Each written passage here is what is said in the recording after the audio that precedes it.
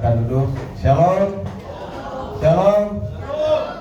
Ya, puji Tuhan. Kita bersyukur hari ini kita sudah masuki hari minggu yang ketiga di bulan Desember, dan tinggal beberapa hari lagi atau seminggu lagi atau 2 minggu lagi kita akan masuki tahun yang baru 2024. Tidak terasa, luar biasa, tapi percaya semua karena pertolongan perlindungan Tuhan sehingga kita ada sampai saat ini. Amin. Hari ini seharusnya Pak Yopi akan menyampaikan kebenaran firman Tuhan.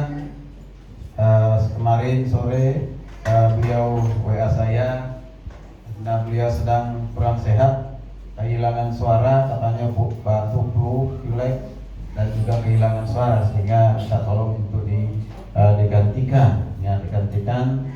Dan gembala itu harus siap memberikan selalu makanan kepada domba-dombanya. Amin. Ya, siap menjadi korban bakaran ya. Baik, Bapak Ibu kasih Tuhan. Ya, ini hari ini banyak yang tidak hadir karena ada yang berlibur, dan juga ada beberapa pengerja kita ataupun majelis yang tidak hadir seperti Bu Sarah karena masih keadaan kurang sehat dalam perawatan, dan yang lainnya ada ke gereja lain, ini National Ministry.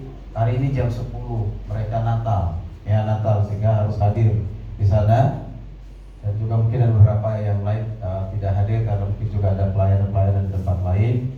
Baik, Bapak Ibu kasih Tuhan, mungkin juga nanti minggu depan akan lebih sepi lagi karena ini mahasiswa yang di asrama akan banyak berlibur ya. Iya Pak. Betul ya. Nah, sebelum kau berlibur, gantikan dulu orang datang ke sini ya. Nah, maksudnya tetap berkesaksian dimanapun kalian pergi ya. Baik, Bapak Ibu kasih Tuhan.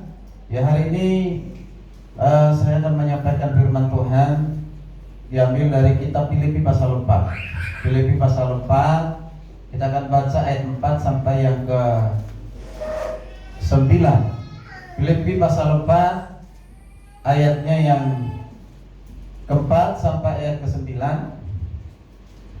Jika sudah ketemu ayat ini, kita akan baca bersama-sama saling bergantian, dimulai dari kaum ibu, baru kaum bapak ataupun wanita dan pria ya. Oke. Baik, sudah ketemu? Ini kitab Filipi yang ditulis oleh Rasul Paulus kepada jemaat Filipi pasal yang terakhir ya. Jadi mulai dari wanita 2-3 ya.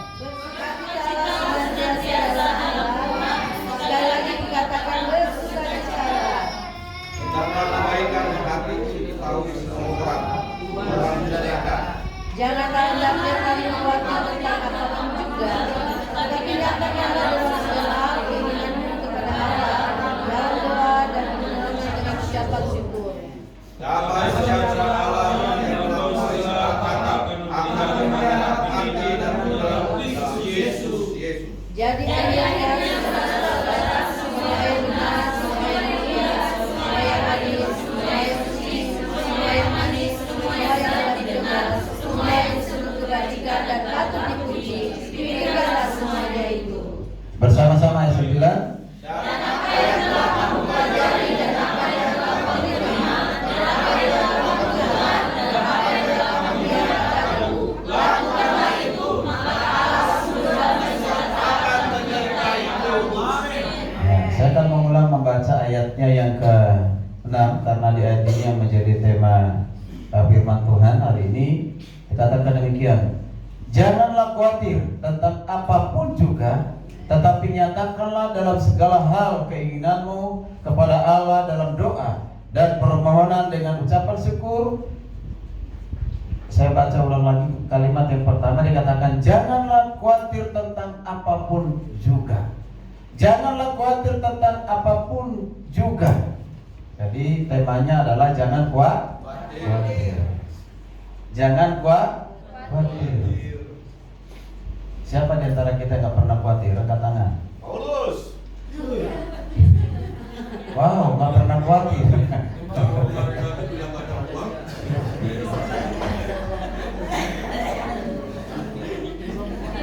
Nah, perhatikan. Ini kata khawatir. Ini kalau didefinisikan dengan sederhana, itu berarti gelisah, cemas, khawatir, galau, ya, ketakutan, tidak punya perasaan, ada perasaan yang tidak menetap. Hari ini bisa saja tenang, tentram, damai, tapi besok bisa galau, bisa takut, bisa cemas. Jadi khawatir itu sesuatu yang negatif, tapi bisa menjadi hal yang positif. Mengapa Paulus mengatakan jangan khawatir kepada jemaat di Filipi? Ini menunjukkan bahwa jemaat di Filipi, sekalipun mereka adalah jemaat, adalah orang-orang yang juga orang-orang Kristen yang pernah khawatir. Bang, segala persoalan masalah manusia, salah satunya itu khawatir, itu akibat dari dosa. Setelah manusia pertama Adam dan Hawa jatuh dalam dosa, disitulah banyak persoalan.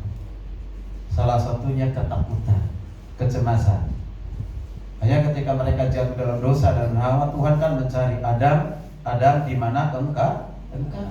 Apa mereka lakukan? Bersembunyi. Mengapa mereka bersembunyi? Karena ketakutan. Kalau kita baca akibat dari dosa di pasal 3 itu dahsyatnya luar biasa.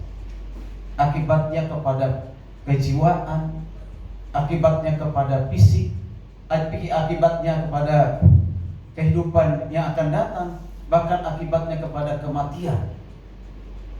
Luar biasa.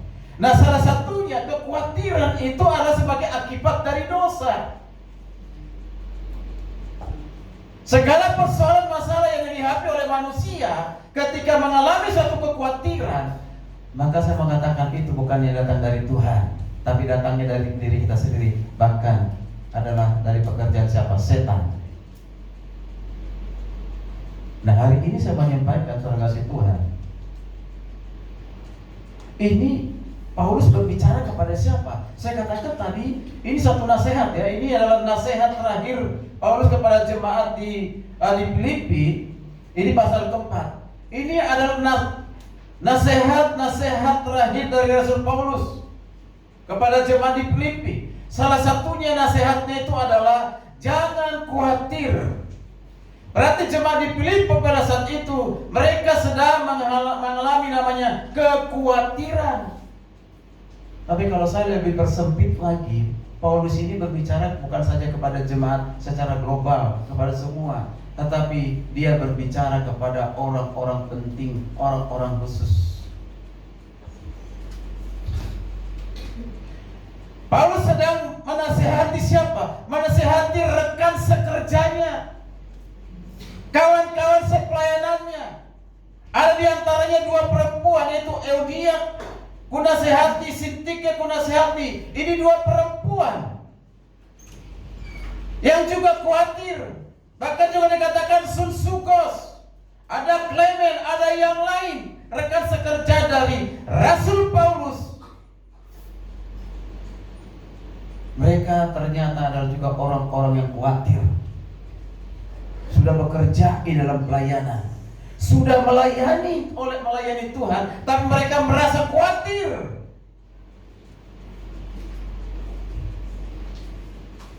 Luar biasa. Berarti penyakit khawatir itu tidak melihat apa jabatan kita, siapa kita, umur kita, orang sudah dewasa atau tidak.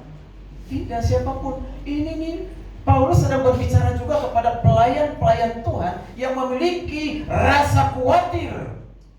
Kalau tidak, Rasul Paulus tidak mungkin berkata demikian. Bahkan mereka dikatakan orang-orang yang berjuang di dalam pelayanan pekabaran Injil. Mereka sudah melayani dalam pekabaran Injil, tapi mereka juga adalah orang yang khawatir.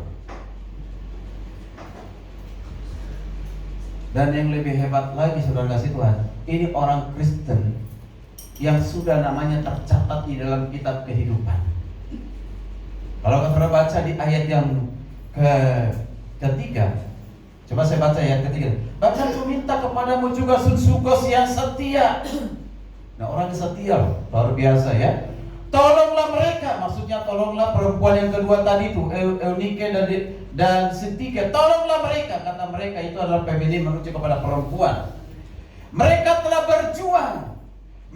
berjuang. Berarti Euodia dan Sintike berjuang di dalam pekabaran Injil, dalam melayani mengabarkan Injil. Bahkan bersama Clemens dan kawan-kawan sekerja yang lain yang nama-namanya tercantum dalam kitab apa? Jadi Euodia, Sintike, Susugos, Clemens dan yang lain rekan sekerjanya Paulus tercatat namanya dalam kitab kehidupan. Siapa yang mencatat? Bukan Paulus. Siapa yang mencatat? Bukan diri mereka sendiri, tapi yang mencatat namanya mereka dalam kitab kehidupan seperti dikatakan dalam kitab Wahyu adalah Allah sendiri. Amin. Artinya mereka adalah orang pilihan. Mereka yang sudah dipilih oleh Tuhan, ditetapkan oleh Tuhan menjadi pelayan Tuhan. Mereka bekerja sebagai pekabaran Injil, bahkan dikatakan berjuang. Kalau udah berjuang berarti di sana ada komitmen. Mati-matian berarti itu bekerja untuk Tuhan.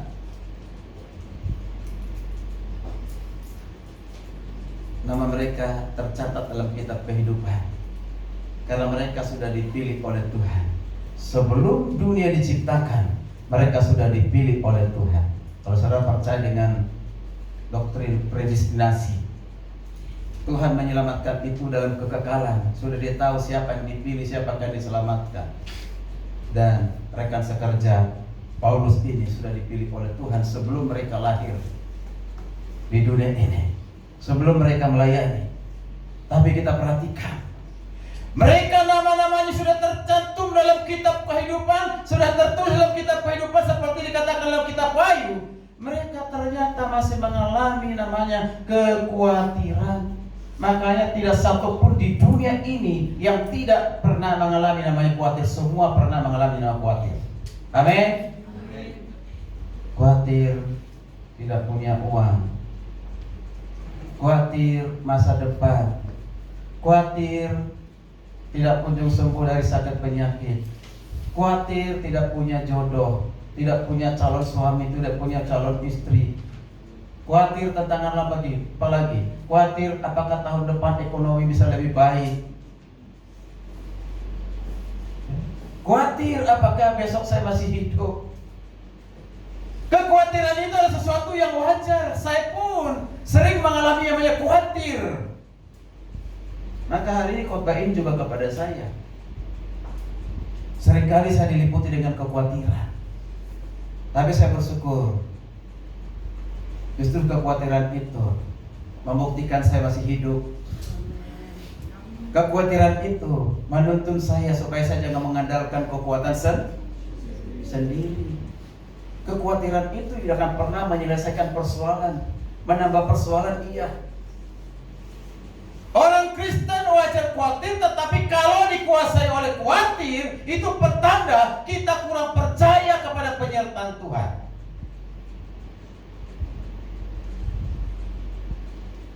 Makanya Petrus juga mengatakan, serahkanlah segala kekhawatiranmu kepada siapa? Kepada pendeta? Kepada manusia? Tidak. Serahkanlah kekhawatiranmu kepada siapa?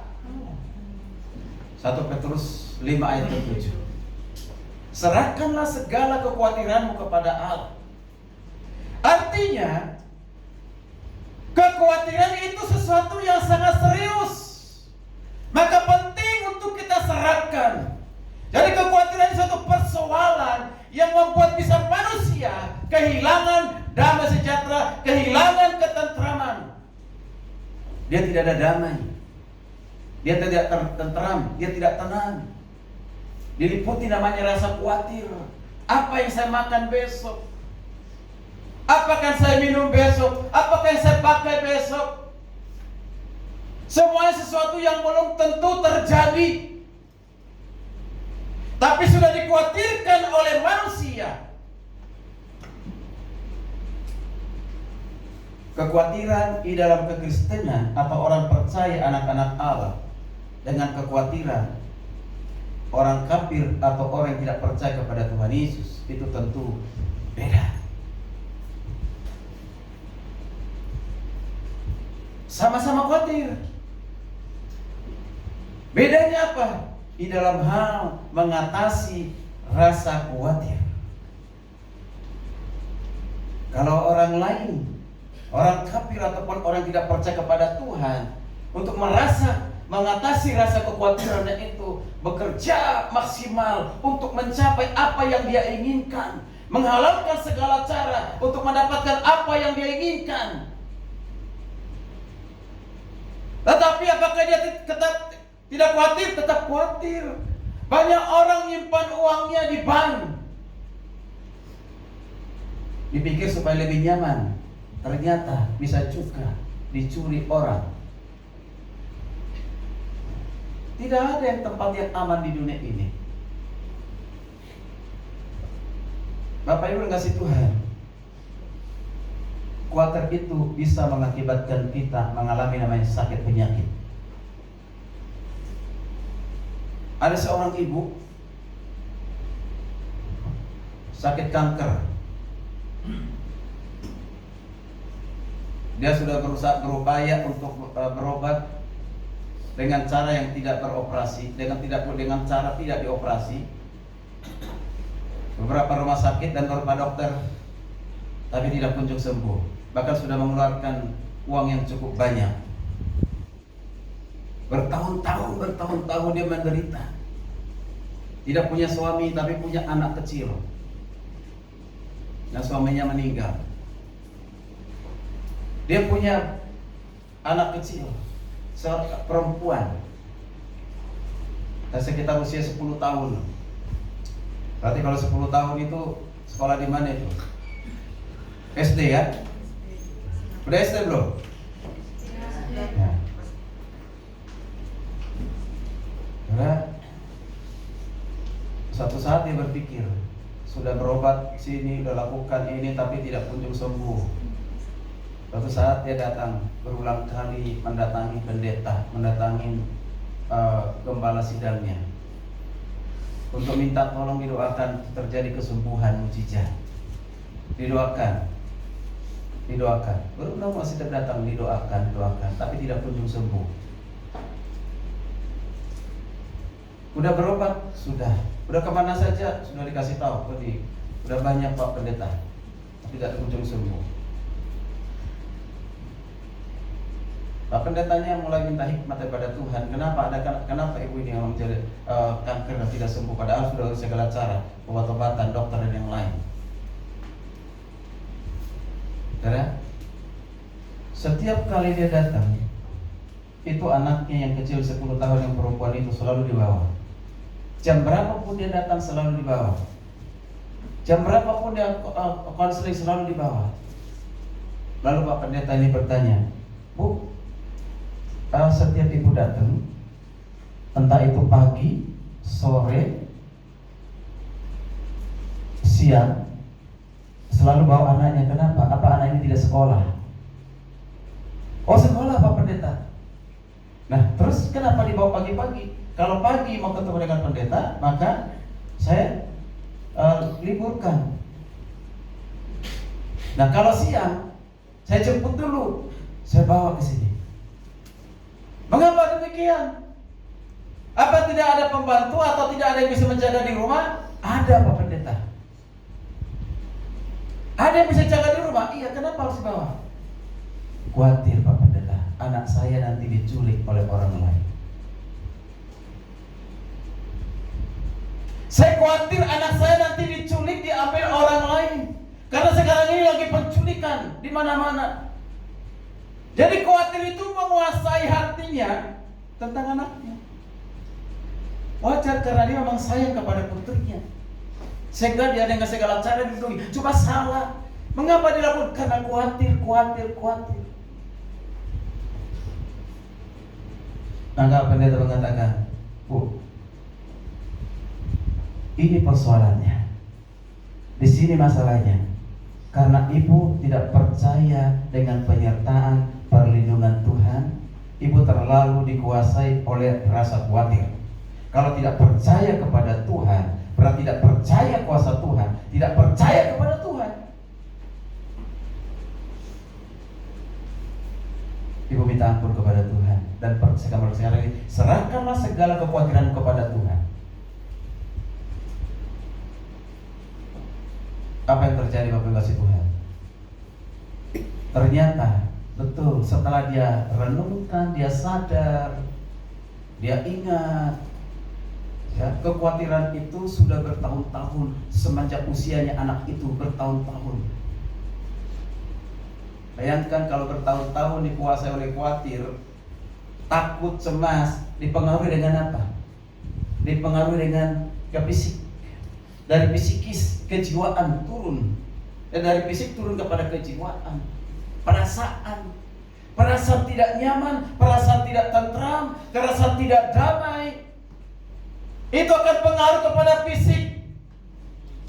Bisa pengaruh kepada depresi, stres, dan yang lain sebagainya, bahkan sampai kepada penyakit.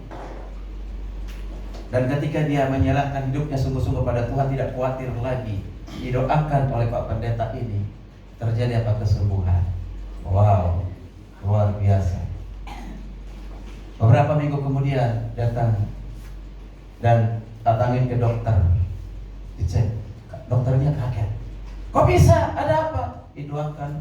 Oh, ini mujizat dari Tuhan. Baru saya sadar, selama ini saya tersiksa karena dikuasai oleh rasa khawatir. Maka hari ini saya tidak tahu apa yang saudara khawatir. Khawatir masa depan. Khawatir kita tidak tahu tahun 2024 yang adalah pemilihan presiden, wakil presiden. Tidak ada satupun yang menjamin. Ekonom sekalipun, menteri sekalipun, siapapun tidak bisa mengatasi rasa khawatir kita. Yang bisa mengatasi kekhawatiran kita adalah diri kita sendiri, yaitu pertolongan Tuhan. Amin. Maka hari ini kita belajar 3 hal yang harus kita lakukan yang diajarkan oleh Rasul Paulus, bagaimana mengatasi rasa khawatir. 3 hal itu, yang pertama, berdoa dengan benar. Berdoa dengan benar. Yang kedua, berpikirlah dengan benar. Berpikirlah dengan benar. Yang ketiga, bertindak atau berbuatlah dengan benar. Jadi 3 hal ini kita perhatikan bersama-sama. Pertama, berdoalah dengan benar. Perhatikan di ayat 6. Jangan khawatir tentang apapun juga, tetapi nyatakanlah dalam segala hal keinginanmu kepada siapa? Kepada Allah di dalam doa dan permohonan dengan ucapan syukur.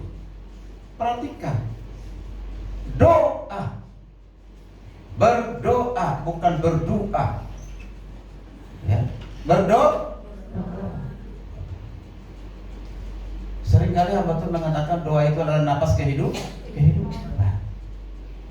Tapi seringkali kita orang Kristen ini memahami doa itu hanya sekedar datang kepada Tuhan, meminta kepada Tuhan. Jadi semuanya doanya permintaan. Maka ini tidak ada bedanya dengan preman di jalanan. Tujuannya hanya meminta. Tidak ada bedanya dengan pengamen di jalanan. Tujuannya hanya meminta. Di dalam kekristenan, doa itu bukan demikian. Doa itu berarti kita sedang berbicara kepada Tuhan, berbicara kepada Tuhan kita, pencipta langit, bumi dan segala isinya, pemilik segala sesuatu, pemilik napas kehidupan kita. Kita sedang berbicara kepada Dia. Tapi seringkali kita pada saat kita berbicara kepada Tuhan, ogah-ogahan, sambilan, tidak sungguh-sungguh, tidak serius, tidak tulus, karena dipaksa, karena didorong, karena orang lain. Doa. Ikut berdoa. Tapi kalau tidak disuruh berdoa, dia tidur. Tapi ketika dia berdoa, dia tidak sungguh-sungguh. Lihat kiri kanan, teman saya serius nggak berdoa. Oh, mereka serius berdoa, maka dia serius berdoa. Berarti karena dipengaruhi. Doa itu lahir dari hati kita berjumpa dengan Tuhan. Siapa yang saya jumpai? Siapa yang saya datangi? Kepada siapa saya berbicara? Ketika saudara berbicara dengan orang tua saudara, pasti berbicara dengan sopan, dengan santun, dengan beretika. Kalau tidak, berarti saudara bukan anak yang baik. Demikian juga kita berbicara kepada Bapak kita dengan santun, dengan sopan, dengan beretika.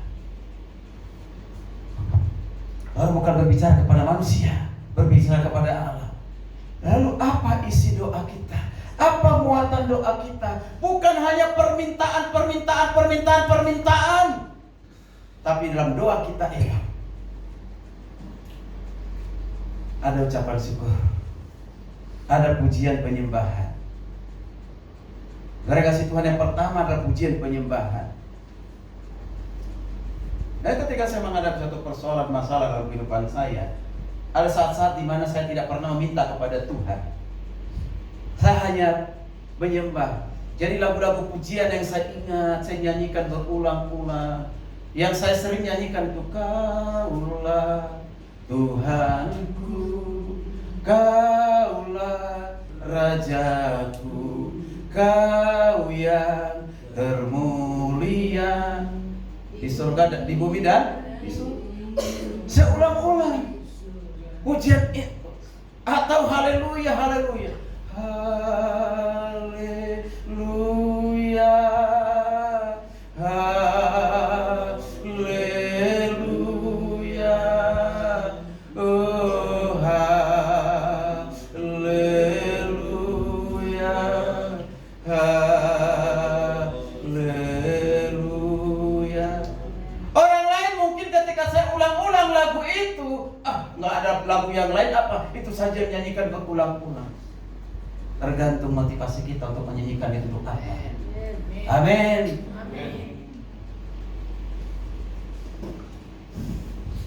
Kalau kita merasakan hadirat Tuhan lewat pujian penyembahan itu, mau diulang 3 kali, 5 kali, 1000 kali, tidak ada rasa lelah, tidak ada rasa capek, karena kita sambung dengan hadirat Tuhan, kontak dengan hadirat Tuhan. Amin. Jadi ada saatnya kita dalam doa jangan meminta, tapi cukup menyembah. Tuhan lebih tahu persoalan masalah hidup kita daripada diri kita sendiri, bahkan orang lain. Menyembahlah kepada Tuhan pada saat kita diajak untuk menyembah. Menyembahlah kepada Tuhan setiap saat dalam kehidupan kita. Amin. Maka menyembah bukan karena dipaksa. Kita menyembah Tuhan karena Tuhan layak disembah. Kita menyembah Tuhan karena kita umat yang diselamatkan, umat gembalaannya. Maka kita harus menyembah Tuhan melalui doa kita. Kayak pujian penyembahan itu, saudara kasih Tuhan, itu menjadi prioritas pada saat kita berdoa. Itu yang utama. Lalu Paulus mengatakan dalam doa itu ucapan syukur. Apa? Ucapan syukur. Paulus mengatakan mengucap syukurlah dalam segala hal. Tapi banyakkan kita mengucap syukur, berterima kasih karena segala sesuatunya berjalan dengan baik. Hari ini dompet kita masih penuh, ada uang. Kita masih bisa bayar kredit. Kita masih bisa makan, kita masih bisa minum. Istri masih baik-baik, tidak cerewet. Ya. Tapi bagaimana kalau istri banyak mengeluh? Masih bisa enggak kita bersyukur? Dosa, Pak. Masih bisa mengatakan, oh dialah bidadariku. Jauh. Ketika istri kita menangis di hadapan kita karena persoalan ekonomi, persoalan keuangan, masih kita katakan bersyukur. Tapi kita katakan mengucap syukur dalam ketika engkau putus pacar, masih bisa bersyukur tidak? Oh tidak. Biasanya putus asa. Aku tidak bisa hidup tanpa dirimu. Engkau segalanya dalam hidupku. Bukan Tuhan segalanya, tetapi siapa? Pacar. Aku nggak bisa hidup tanpa Engkau. Hati-hati saudara kasih Tuhan. Bisakah kita mengucap syukur ketika Tuhan mengizinkan kita mengalami sakit penyakit? Masih bisa mengucap syukur kan? Pasti. Banyak kan orang mengeluh. Saya nih, telinga saya di kiri kanan, tiap hari saya minta mujizat kepada Tuhan supaya disembuhkan, supaya tanpa alat pendengar. Tapi kenapa tidak kunjung sembuh? Mungkin banyak orang baru mengira, Bapak banyak dosa kali.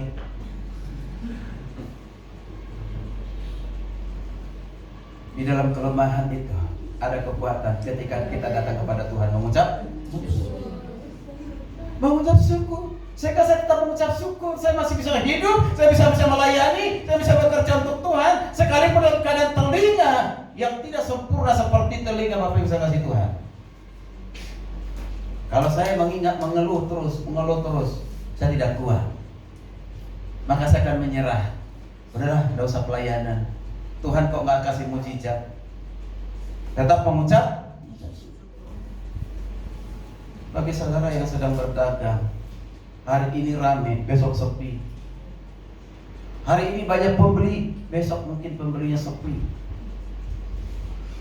Banyakkan kita mengeluh. Ada apa Tuhan? Apakah dosaku? Apakah salahku? Padahal belum tentu karena dosa, belum tentu karena apa? Salah. Tapi itu sesuatu yang diizinkan oleh Tuhan. Bisa mengucap syukur kan? Bisa nggak mengucap syukur? Harusnya bisa mengucap syukur. Wow, mengucap syukur dalam segala.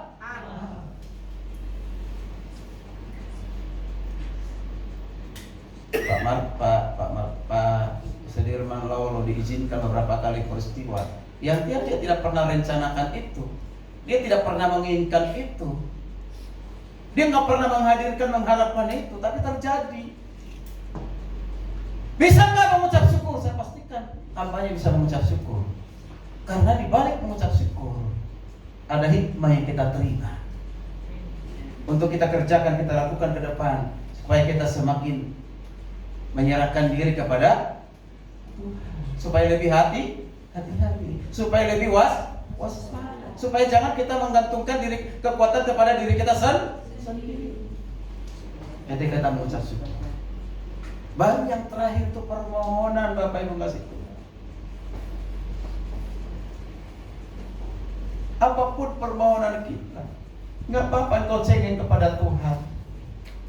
Cengeng aja, nangislah di hadapan Tuhan. Apa yang kau inginkan kepada Tuhan? Tuhan supaya sakitku sembuh. Tuhan supaya keuanganku diberkati, berkecukupan. Tuhan supaya saya punya jodoh. Tuhan supaya punya saya istri, punya suami. Apapun itu, masa depan.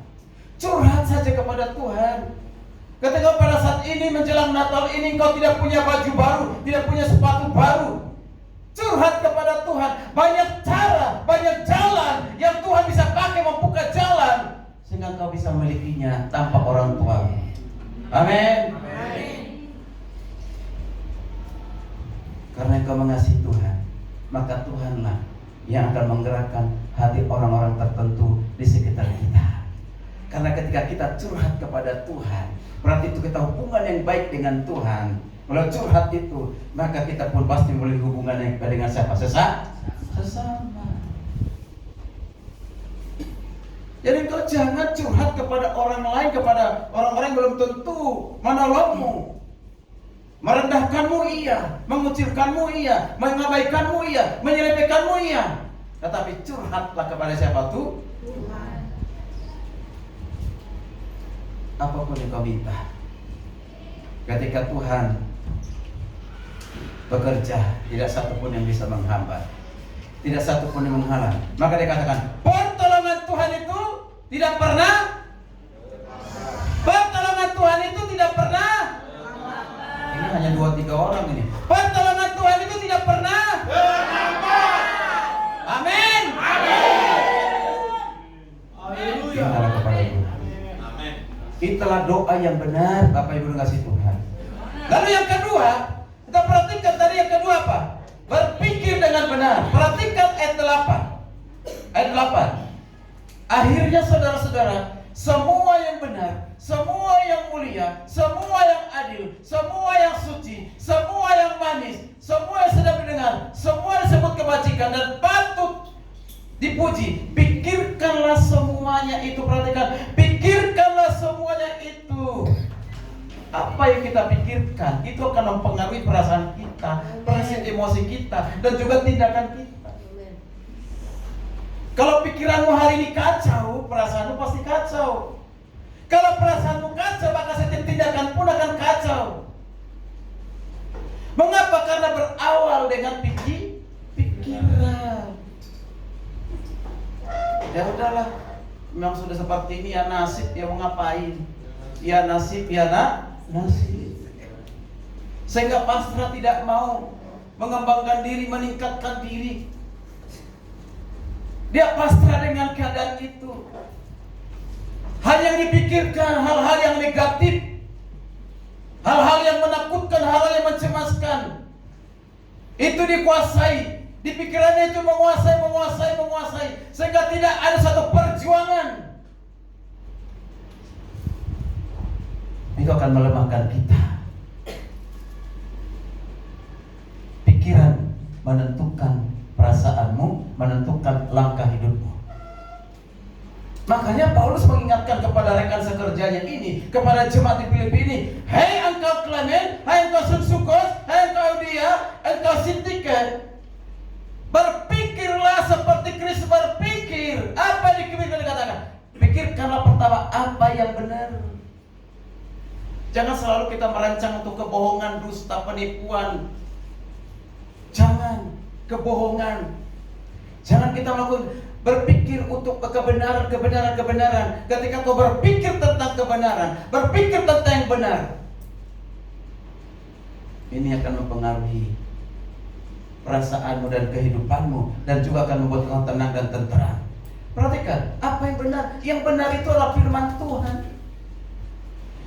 Alkitab katakan tidak satu pun di dunia ini manusia yang benar, semuanya tetap bercacat celah, semua sudah berdosa. Tetapi yang benar adalah Allah, yang benar adalah firman-Nya. Maka kita harus memikirkan firman Tuhan terus dalam kehidupan kita. Amin. Amin. Lalu dikatakan semua yang mulia, semua yang mulia datangnya dari Tuhan. Semua yang mulia,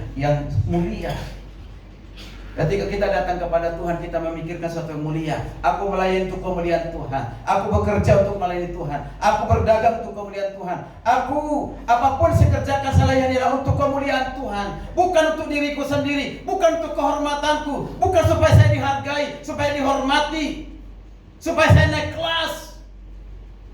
Tidak, semua lakukan segala sesuatu adalah untuk kemuliaan Tuhan. Pikirkanlah itu.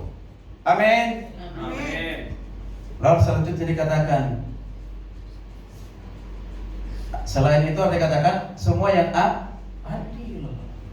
Orang Kristen itu harus selalu berlaku adil, memperlakukan segala sesuatu itu dengan adil. Adil itu berarti jujur. Adil itu berarti benar. Adil berarti seimbang. Tidak pernah berpro kepada si A karena si A menguntungkannya, lalu si B karena merugikannya, dianggap jadi musuh. Orang Kristen harus hadir untuk apa? Memperjuangkan keadilan. Lagi nih calon-calon anggota legislatif ini harus persiapkan, pikirkanlah yang adil. Amin. Amin. Lalu dikatakan selanjutnya, pikiran kita bukan saja adil tapi manis. Sebenarnya ini lebih tepat bukan manis, cantik. Tahu cantik? Cantik itu berarti apa? Imut. Menarik kan? Kalau jelek menarik kan? Kalau jelek menarik kan? Nah, biasanya pria-pria pasti mencari wanita yang cantik. Nggak ada yang pasrah, ya udahlah mana yang mau datang jelek atau cantik ya itu urusan belakangan, yang penting baik hati. Tidak seperti itu, munafik itu.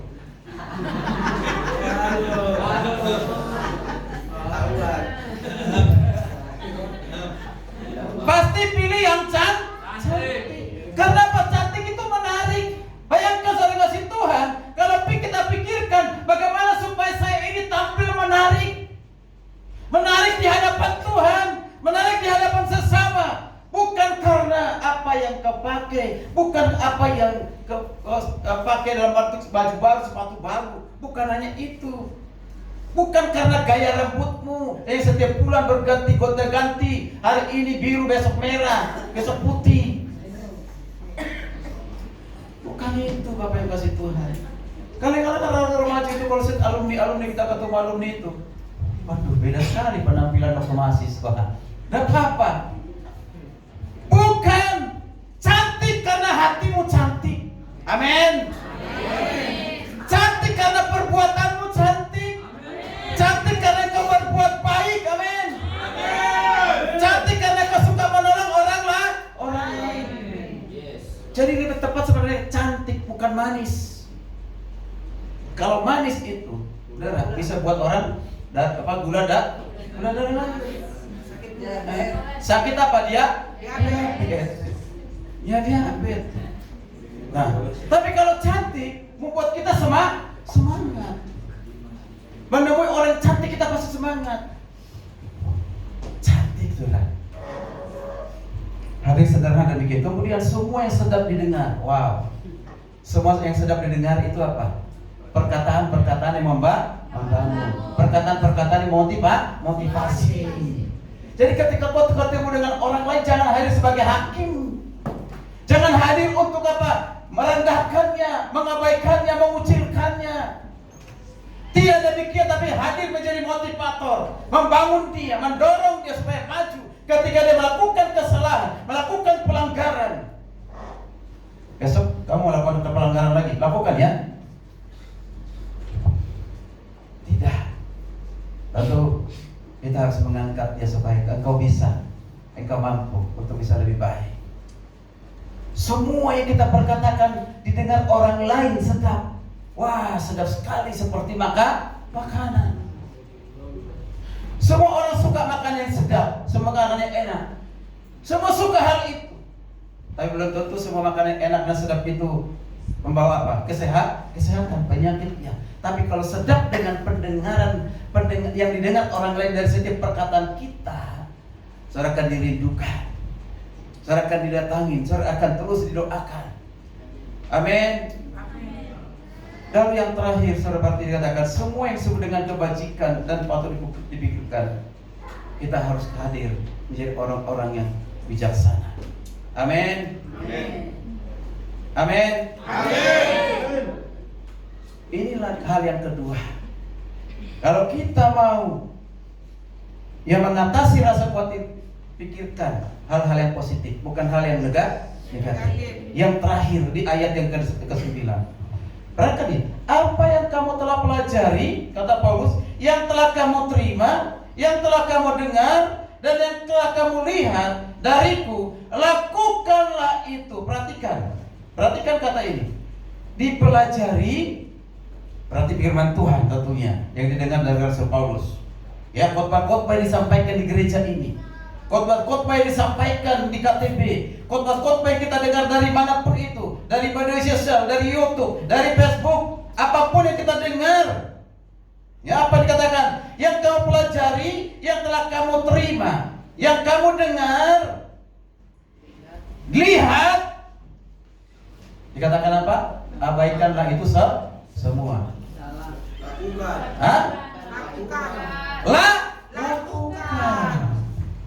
Lakukan. Berarti kita harus melakukan sesuatu yang sudah kita pelajari, yang sudah kita dengar, yang sudah kita lihat, yang sudah kita terima. Jangan hanya teori. Lakukan, kata firman Tuhan. Lakukan. Bagaimana cara mengatasi rasa khawatir? Lakukan tadi. Yang pertama apa? Berdoa dengan benar. Yang kedua apa? Apa? Berpikir dengan benar. Semua lakukan itu. Lakukan semuanya. Maka engkau bisa mengatasi rasa khawatirmu. Amin. Karena ketika kita lakukan itu di dalam pertolongan Tuhan, dalam pimpinan Tuhan, dalam penyertaan Tuhan, kita curhat kepada Tuhan, Tuhan yang akan menolong kita. Amin. Hasilnya apa? Hasilnya apa? Kita lihat hasilnya. Yang terakhir di ayat yang ke-7, perhatikan sini. Di ayat yang ke-7, damai sejahtera damai sejahtera Allah yang melampaui segala akal akan memelihara hatimu dan pikiranmu dalam Kristus Yesus. Perhatikan, ketika kita berdoa dengan benar, berpikir dengan benar, berbuat dengan benar, masa kekhawatiran itu diubah menjadi damai sejahtera. Di dalam siapa? Yesus. Damai sejahtera, ketenangan, kenyamanan itu diberikan kepada kita oleh Tuhan. Wow, luar biasa. Orang yang khawatir tidak akan pernah damai, akan takut, cemas ia. Tetapi orang yang terus-menerus menyerahkan hidupnya kepada Tuhan dalam doa, dalam berpikir dengan benar, melakukan sesuatu yang benar, maka Tuhan mengatakan memberikan apa? Damai sejahtera. Di ayat yang ke-9 terakhir B, dengan demikian, perhatikan, dengan demikian apa? Dengan demikian, dengan engkau melakukan, yaitu pertama berdoa dengan benar, berpikir dengan benar, melakukan segala sesuatu dengan benar, maka Tuhan katakan Allah sumber damai sejahtera akan menyertai engkau. Amin. Damai sejahtera akan menjadi milik kita. Karena apa? Khawatir itu sudah lenyap. Amin. Masih khawatir? Masih khawatir?